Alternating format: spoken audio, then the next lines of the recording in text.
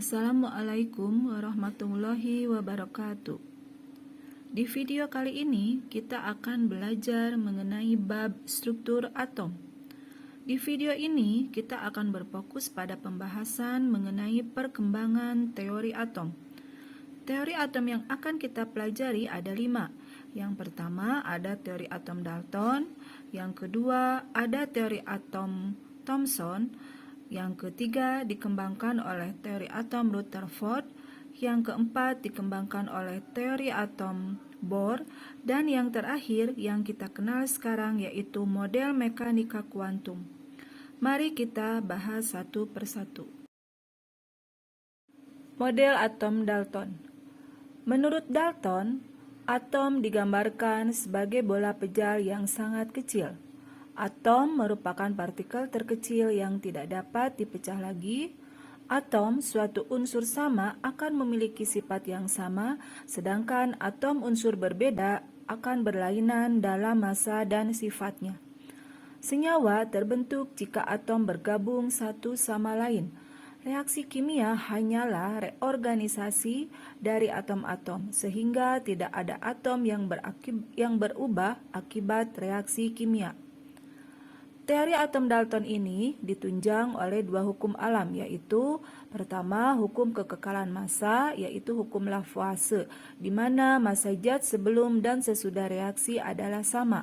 Yang kedua ditunjang oleh hukum perbandingan tetap, yaitu hukum Frost, di mana perbandingan massa unsur-unsur yang menyusun suatu zat adalah tetap. Di sana juga kita bisa melihat gambar ilustrasi dari model atom Dalton. Adapun kelemahan model atom Dalton yaitu tidak dapat menjelaskan perbedaan antara atom unsur yang satu dengan unsur yang lain, tidak dapat menjelaskan sifat-sifat listrik dari materi, tidak dapat menjelaskan cara atom-atom saling berikatan. Menurut teori atom Dalton nomor 5, tidak ada atom yang berubah akibat reaksi kimia. Tetapi, ternyata dalam reaksi kimia nuklir, suatu atom dapat berubah menjadi atom lain. Sebagai contoh, uranium 92-238 dapat terurai menjadi thorium 90-238 dan helium 24. Model atom yang kedua yaitu model atom Thomson. Setelah ditemukannya elektron oleh Thomson, yang merupakan penyempurnaan dari atom Dalton.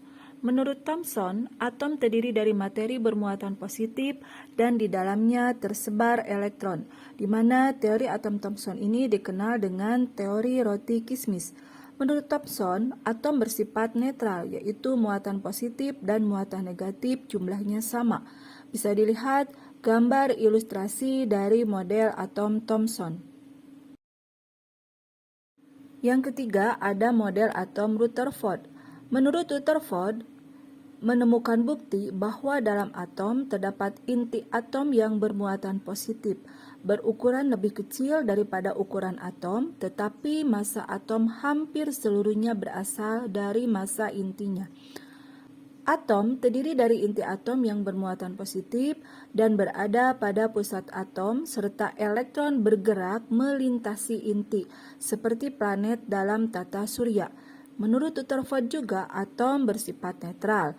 Jari-jari inti atom dan jari-jari atom sudah dapat ditentukan. Namun, model atom Rutherford masih memiliki kelemahan. Yang pertama, ketidakmampuan untuk menjelaskan mengapa elektron tidak jatuh ke inti atom akibat gaya tarik elektrostatis inti terhadap elektron.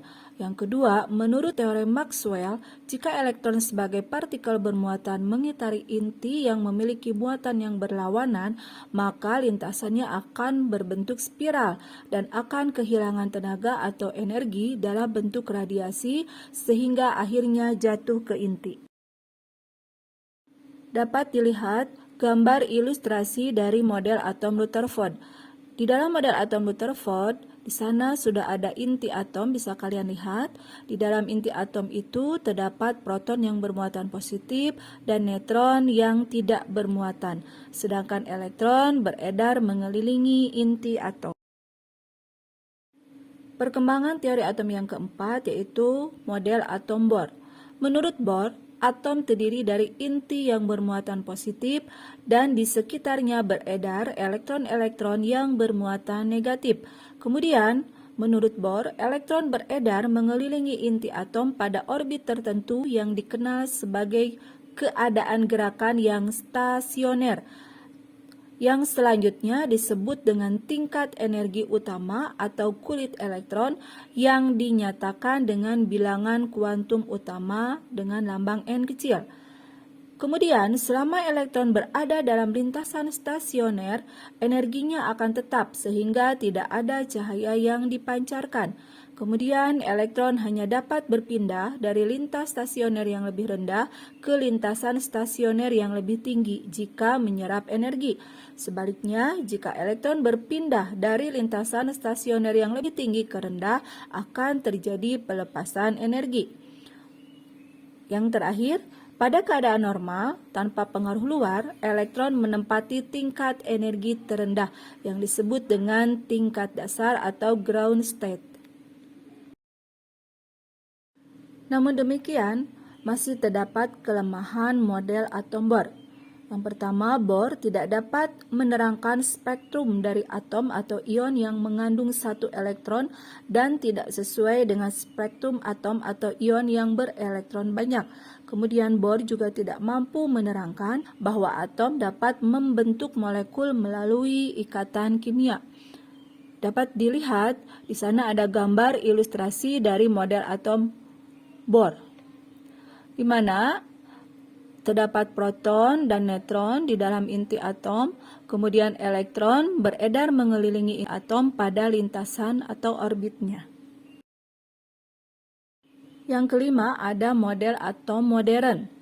Model atom modern ini dikembangkan berdasarkan teori mekanika kuantum yang disebut dengan mekanika gelombang, di mana teori atom modern ini diprakarsai oleh 3 ahli.